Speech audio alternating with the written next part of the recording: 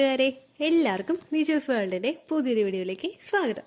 എല്ലാവരും സുഖമായിട്ടിരിക്കുന്നെന്ന് വിശ്വസിക്കുന്നു. ഞങ്ങളിവിടെ സുഖമായിട്ടിരിക്കുകയാണ്.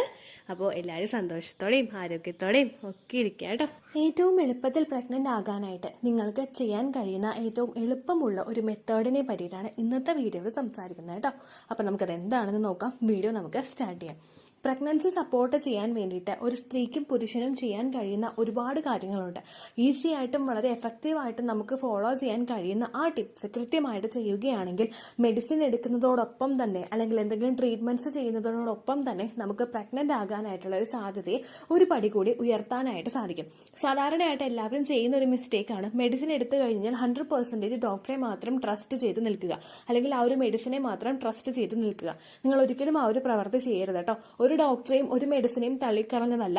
നമ്മൾ എന്തെങ്കിലും ഒരു പ്രവൃത്തി ചെയ്ത് ഡോക്ടർ കൂടി ഒപ്പം ചെയ്യുമ്പോഴാണ് നമുക്ക് എളുപ്പത്തിൽ പ്രഗ്നന്റ് ആകാനായിട്ട് സാധിക്കുന്നത്. 100% ഒരാൾക്ക് മാത്രം നമ്മൾ നിന്ന് കഴിഞ്ഞാൽ നമുക്ക് അവിടെ പ്രഗ്നൻസി അവിടെ പോസിബിൾ അല്ല. അങ്ങനെ നമുക്ക് എളുപ്പത്തിൽ പ്രഗ്നന്റ് ആകാൻ വേണ്ടിയിട്ട് സഹായിക്കുന്ന ഒരു ടിപ്പുണ്ട്. അതെന്താണെന്ന് നമുക്ക് നോക്കാം. വീഡിയോ നമുക്ക് സ്റ്റാർട്ട് ചെയ്യാം. ഇവിടെ സംസാരിക്കാനായിട്ട് പോകുന്നത് മെലാറ്റോണിൻ എന്ന് പറയുന്ന ഹോർമോണിനെ പറ്റിയിട്ടാണ്. നമ്മുടെ തലച്ചോറിലെ പീനൽ ഗ്രന്ഥി പ്രൊഡ്യൂസ് ചെയ്യുന്ന ഒരു ഹോർമോണാണ് മെലാറ്റോണിൻ എന്ന് പറയുന്നത്. നമ്മുടെ സ്ലീപ്പ് വേക്ക് സൈക്കിൾ, അതായത് നമ്മൾ ഉറക്കമെണീക്കുന്ന ആ ഒരു സൈക്കിളിനെ റെഗുലേറ്റ് ചെയ്യാൻ വേണ്ടിയിട്ട് ഹെൽപ്പ് ചെയ്യുന്ന ഒരു ഹോർമോണാണ് ഇത് മെലാറ്റോണിൻ.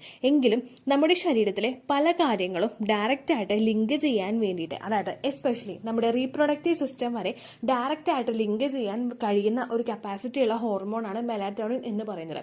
നമ്മൾ ഉറങ്ങുകയും എഴുന്നേൽക്കുകയും ചെയ്യുന്ന സമയത്ത് ഒരുപാട് ശരീരത്തിലെ പ്രവർത്തനങ്ങൾ കൃത്യമായിട്ടും ഏകീകൃതമായിട്ടും നടക്കുന്നുണ്ട്. നമ്മൾ വെറുതെ കിടന്ന് ഉറങ്ങി എഴുന്നേറ്റാൽ പോരാ. ചിലർ പറയുന്നുണ്ട്, രാത്രിയൊക്കെ എനിക്ക് ഭയങ്കര പണിയായിരുന്നു, പക്ഷെ എനിക്ക് രാവിലെ തന്നെ എഴുന്നേക്കേണ്ടതായിട്ട് വന്നു, കുറെ നാളുകളായിട്ട് ഇതാണ് എൻ്റെ റൊട്ടീനായിട്ട് പോകുന്നതെന്ന് പലരും പറയാറുണ്ട്. ലേറ്റ് നൈറ്റിൽ നമ്മൾ സ്ലീപ്പ് ചെയ്തിട്ട് ഏർലി മോർണിംഗിൽ, അതായത് നമ്മൾ ഒട്ടും തന്നെ ഉറക്കം കിട്ടാതെ നമ്മൾ എഴുന്നേറ്റ് വന്നു കഴിഞ്ഞാൽ നമ്മളുടെ ആക്ടിവിറ്റീസ് നടക്കുമെങ്കിലും നമ്മളുടെ ശരീരത്തിലെ പ്രവർത്തനങ്ങളെല്ലാം അത് സാരമായിട്ട് തന്നെ ബാധിക്കും. ഒരു സ്ത്രീയും പുരുഷനും കുറഞ്ഞത് 7 മണിക്കൂറെങ്കിലും കൃത്യമായിട്ട് ഉറങ്ങിയിട്ടുണ്ടാവണം. മാക്സിമം ഒരു 8-10 മണിക്കൂർ വരെ നമുക്ക് ഉറങ്ങാമെങ്കിലും മിനിമം ഒരു 7 മണിക്കൂർ വരെയെങ്കിലും നമ്മൾ ഉറങ്ങിയിട്ടുണ്ടാവണം. ആ ഒരു ഉറക്കം നമ്മളുടെ ശരീരത്തിൽ കൃത്യമായിട്ട് നടക്കുന്നില്ല എങ്കിൽ അവിടെ ഈ ഒരു ഹോർമോൺസിന്റെ പ്രൊഡക്ഷനെ അത് അഫക്ട് ചെയ്യുന്നു. മെലാറ്റോണിൻ എന്ന് പറയുന്ന ഹോർമോൺ ഡയറക്റ്റ് ആയിട്ട് നമ്മുടെ റീപ്രൊഡക്റ്റീവ് ഹെൽത്തിനെയും, അതായത് ഒരു അമ്മയാവാനായിട്ടും ഒരു അച്ഛനാവാനായിട്ടുമുള്ള നമ്മുടെ കപ്പാസിറ്റിയെ ഇത് അഫക്ട് ചെയ്യുമ്പോഴേക്കും അതിനെ പ്രൊട്ടക്ട് ചെയ്യേണ്ടത്, അല്ലെങ്കിൽ ആ ഒരു സൈക്കിൾ റെഗുലേറ്റ് ചെയ്യേണ്ടത് നമ്മുടെ എല്ലാവരുടെയും ഒരു റെസ്പോൺസിബിലിറ്റിയാണ്. അപ്പോൾ മെലാറ്റോണിൻ ഡയറക്റ്റ് ആയിട്ട് അഫക്ട് ചെയ്യുന്നത് എന്തിനൊക്കെയാണെന്ന് നമുക്ക് നോക്കാം. LH ഹോർമോണും FSH ഹോർമോണുമായിട്ട് ഡയറക്റ്റ് ആയിട്ട് ഒരു ലിങ്ക് ഇതിനുണ്ട്.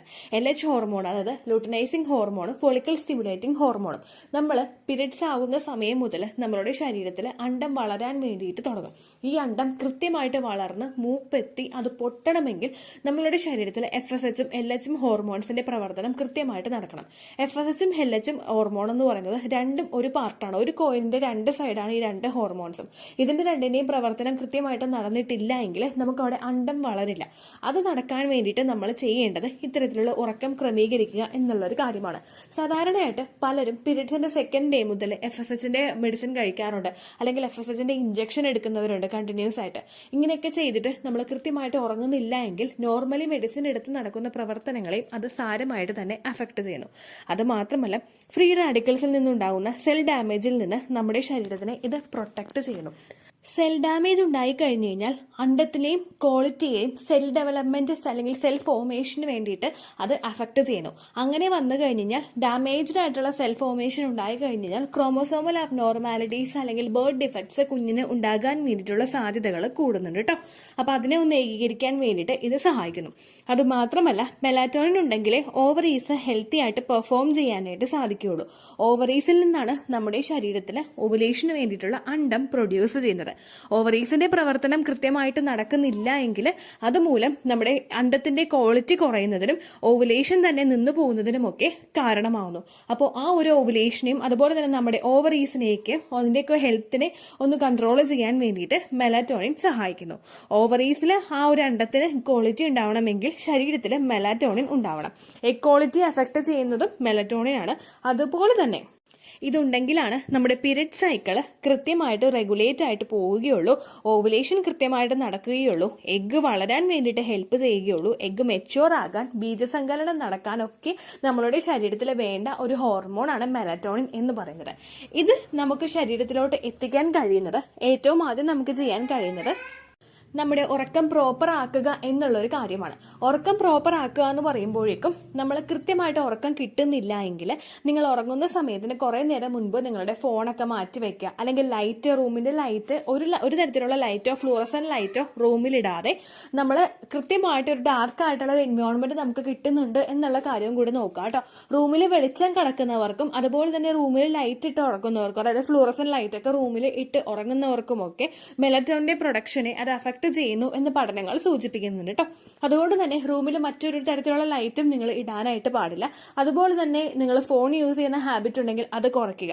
നിങ്ങളിപ്പോൾ ബുക്ക് വായിച്ചു കഴിഞ്ഞാൽ ഇഷ്ടമില്ലാത്ത ആളുകളാണെങ്കിൽ നിങ്ങൾ ഉറങ്ങുന്നതിന് മുൻപ് ബുക്ക് വായിച്ചു കഴിഞ്ഞാൽ നിങ്ങൾക്ക് കൃത്യമായിട്ട് ഉറക്കം കിട്ടാൻ വേണ്ടിയിട്ട് അത് അഫക്ട് ചെയ്യും കേട്ടോ. അങ്ങനെയുള്ള കാര്യങ്ങളൊക്കെ ചെറിയ ചെറിയ ടിപ്സ് ഒക്കെ നിങ്ങൾക്ക് ഫോളോ ചെയ്യാവുന്നതാണ്. റിലാക്സേഷന് വേണ്ടിയിട്ട് എന്തെങ്കിലും മ്യൂസിക്സ് നിങ്ങൾക്ക് പ്ലേ ചെയ്യാവുന്നതാണ്. റാപ്പ് മ്യൂസിക് ഒന്നും അല്ല, നമ്മുടെ മൈൻഡ് ഒന്ന് റിലാക്സ് ആക്കുന്ന അല്ലെങ്കിൽ നമ്മളൊന്ന് ഉറങ്ങാൻ വേണ്ടിയിട്ട് ഹെൽപ്പ് ചെയ്യുന്ന തരത്തിലുള്ള മ്യൂസിക്സ് ഒക്കെ ഉണ്ടാകും. അതെല്ലാം നിങ്ങൾ പ്ലേ ചെയ്ത് കഴിയുന്നതും നിങ്ങൾക്ക് ആ ഒരു എൻവയോൺമെന്റ്, നല്ലൊരു ഹാപ്പി ആയിട്ടുള്ള എൻവയോൺമെന്റ് കിട്ടുന്നതിന് വേണ്ടിയിട്ട് സഹായിക്കുന്നുണ്ട് കേട്ടോ. ഒരു ദിവസം കൃത്യമായിട്ട് ഉറങ്ങുന്നില്ല എങ്കിൽ അത് നിങ്ങളുടെ ആ ഒരു ഓവറീസിന്റെ ഹെൽത്തിനെ അഫക്ട് ചെയ്യുന്നു എന്നല്ല ഉദ്ദേശിച്ചത്. കണ്ടിന്യൂസ് ആയിട്ട് നമുക്ക് ഉറക്കം കിട്ടുന്നില്ല എങ്കിൽ, തുടർച്ചയായിട്ട് നമ്മളുടെ ഉറക്കത്തിനെ ഡിസ്റ്റർബ് ചെയ്യുന്ന തരത്തിലുള്ള ബുദ്ധിമുട്ടുകൾ നിങ്ങൾക്ക് സംഭവിക്കുന്നുണ്ടെങ്കിൽ അതുമൂലം നിങ്ങളുടെ ഓവറിയുടെ ഹെൽത്തിനെയും ഓവറോൾ നിങ്ങളുടെ ഫെർട്ടിലിറ്റിയും അത് അഫക്ട് ചെയ്യും. പക്ഷെ ഒരു ദിവസമൊക്കെയാണ് നിങ്ങൾക്ക് നേരത്തെ എഴുന്നേൽക്കേണ്ടി വന്നതെങ്കിൽ അതൊരിക്കലും നിങ്ങളുടെ ഫെർട്ടിലിറ്റിയെ അഫക്ട് ചെയ്യില്ല. കണ്ടിന്യൂസ് ആയിട്ട് നിങ്ങൾക്ക് ഉറക്കക്കുറവ് ഇല്ലാതിരിക്കാൻ വേണ്ടിയിട്ടുള്ള കാര്യങ്ങൾ മാത്രം നിങ്ങൾ ചെയ്യാട്ടോ. ഇനി ഉറക്കക്കുറവ് ഉണ്ടായി കഴിയുമ്പോൾ ഒരു ചെറിയ ശതമാനം ആളുകളെങ്കിലും ചെയ്യുന്ന ഒരു മിസ്റ്റേക്കാണ് സ്ലീപ്പിംഗ് പിൽസ് മേടിച്ചു കഴിക്കുക എന്നുള്ളത്. നിങ്ങൾ ഒരിക്കലും ആ ഒരു മിസ്റ്റേക്ക് ചെയ്യാനായിട്ട് പാടില്ല കേട്ടോ. നിങ്ങൾ പ്രഗ്നൻസി ട്രൈ ചെയ്യുന്ന സമയത്തോ നിങ്ങൾ പ്രഗ്നന്റ് ആകുന്ന സമയത്തോ സ്ലീപ്പിംഗ് പിൽസ് നിങ്ങൾ ആവശ്യമില്ലാതെ ഉപയോഗിക്കാനായിട്ട് പാടില്ല.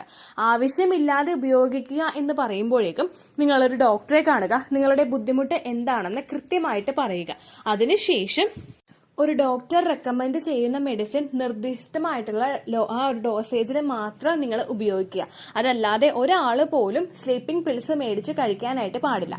മെലറ്റോണിൻ നിങ്ങൾക്ക് ഡയറക്റ്റ് ആയിട്ട് നിങ്ങൾക്ക് ശരീരത്തിൽ എത്തിക്കാൻ സാധിക്കുന്നില്ല എങ്കിൽ, അല്ലെങ്കിൽ നിങ്ങൾക്ക് മറ്റെന്തെങ്കിലും ബുദ്ധിമുട്ടുകളൊക്കെ മെലറ്റോണിന്റെ കുറവുണ്ടാകുന്നുണ്ടെങ്കിൽ ഡോക്ടേഴ്സ് അതുമായിട്ട് ബന്ധപ്പെട്ടിട്ടുള്ള മെഡിസിൻസ് നിങ്ങൾക്ക് എഴുതി തരുന്നതായിരിക്കും കേട്ടോ.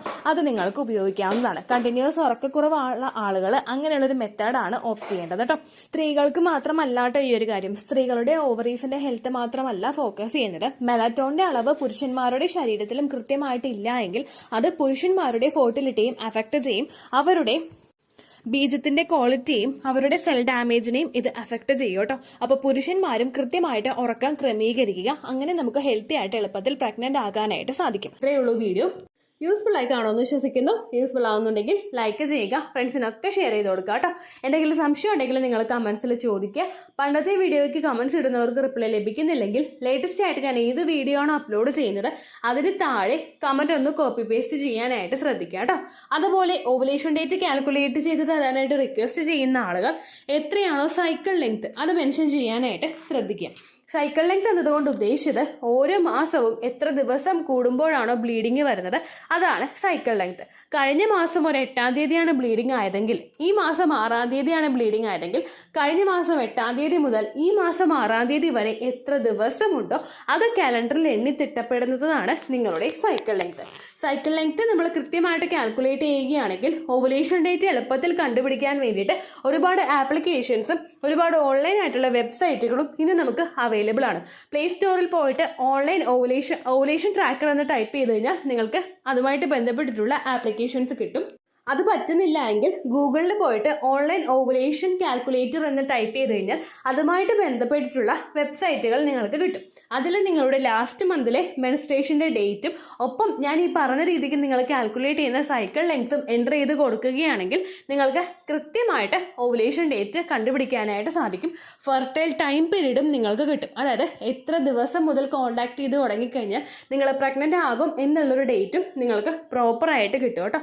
ഇത് കാൽക്കുലേറ്റ് കാൽക്കുലേറ്റ് ചെയ്യുന്ന സമയത്ത്, സൈക്കിൾ ലെങ്ത് കാൽക്കുലേറ്റ് ചെയ്യുന്ന സമയത്ത് നിങ്ങളുടെ ആ ഒരു കലണ്ടറിൽ നോക്കി തന്നെ നിങ്ങൾ കാൽക്കുലേറ്റ് ചെയ്യുക. പല മാസങ്ങളിലും 30-31 ദിവസമുണ്ട്, അതുകൊണ്ടാണ് അങ്ങനെ പറഞ്ഞത്. ഒപ്പം നിങ്ങൾക്ക് ബ്ലീഡിങ് തുടങ്ങിയ ദിവസത്തിന് വേണം നിങ്ങൾ Day 1 ആയിട്ട് എടുക്കാൻ വേണ്ടിയിട്ട്. സ്പോട്ടിങ് തുടങ്ങിയ ദിവസത്തിനെ, അതായത് ചെറുതായിട്ട് ഡിസ്ചാർജ് പോയി തുടങ്ങിയ ദിവസത്തിനെ നിങ്ങൾ കൺസിഡർ ചെയ്യേണ്ട ആവശ്യം ഇല്ല കേട്ടോ. അപ്പോൾ ഇത്രയേ ഉള്ളൂ വീഡിയോ. അടുത്തൊരു വീഡിയോ ആയിട്ട് നമുക്ക് വീണ്ടും കാണാം. ബൈ.